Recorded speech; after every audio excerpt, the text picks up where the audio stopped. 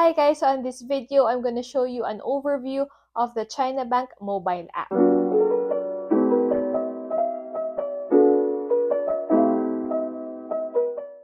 Now, unlike other banks, iba yung way ng pag-register sa Chinabank mobile. There are 3 ways to register. One is through ATM or cash card. Yung isa naman is through online banking. Take note, magkaiba yung online banking nila and yung mobile banking. The online banking is when you access your account through the browser. Hindi ka basta-basta makakapag-register dito. Kailangan pumunta ka sa bank and mag-fill up ng forms. Sila yung mag-register ng account for you.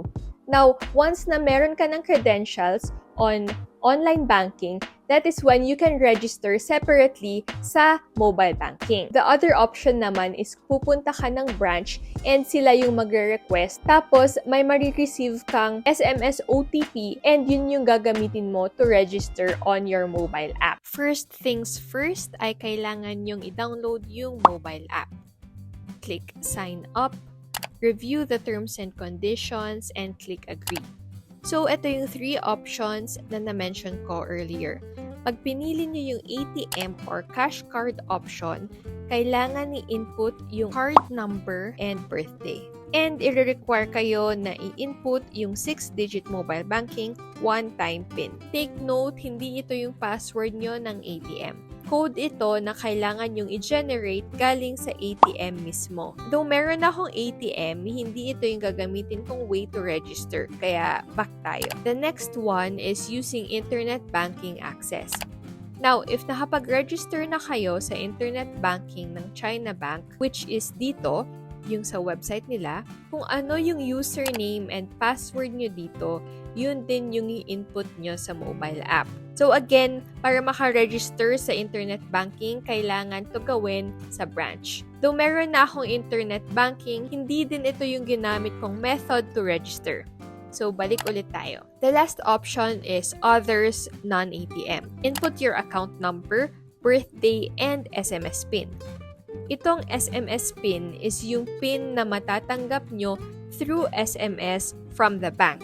Ito ay matatanggap nyo after i-request ito from the branch. May kailangan lang kayong i-fill up na form doon. So, ayan siya. Hintayin nyo lang na ma-receive through text and the code will be valid for 30 days. Next is to select yung account or accounts nyo. Then, click Next. Create your mobile banking details. Your username, password, contact number, and email. Then, click Confirm. And there you go. Meron ka ng Chinabank mobile account. By the way, pag naka-register na kayo, mapapansin nyo na nawala na yung sign up button sa login page. Login tayo.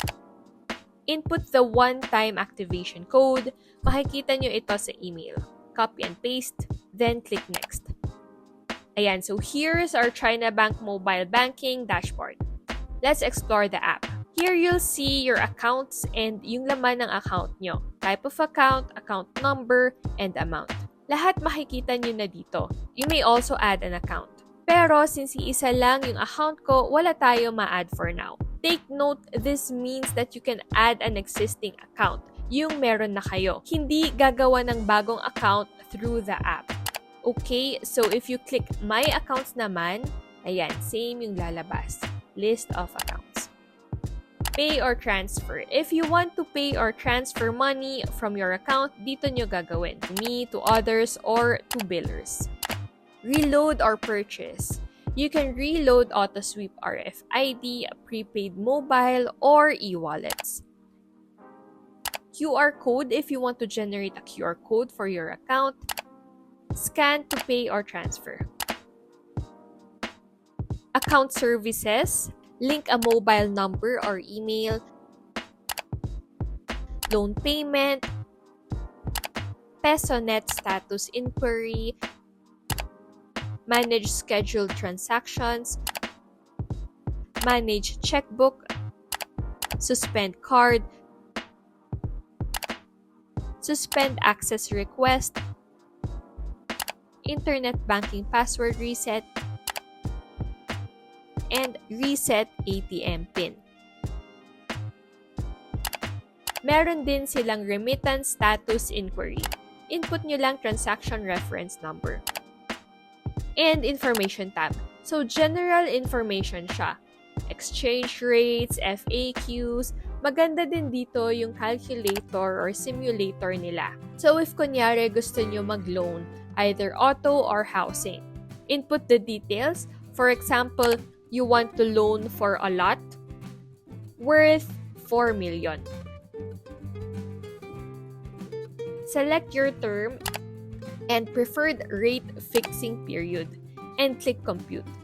And i-generate na nila yung result. Kung magkano monthly amortization and kung magkano ang kailangan mo na gross monthly income. If gusto mo naman malaman kung magkano ang pwede mo i-loan based on your monthly income, click nyo lang to. Pick a collateral type, your monthly income, kunyari 50,000 per month, loan term, and rate fixing period. So based on these details, ang pwede kong ma-loan is 883,000 with a monthly amortization of 17.5K. Ganon din for auto loan. Convenient ito dahil hindi mo na kailangan pumunta sa branch para mag-inquire about these details. Thank you guys for watching. Now, if you want to learn more about other banks' mobile applications, check out these videos. And of course, don't forget to like this video, hit the subscribe button and the notification bell in order to be notified on more videos similar to these. Thank you guys. Bye!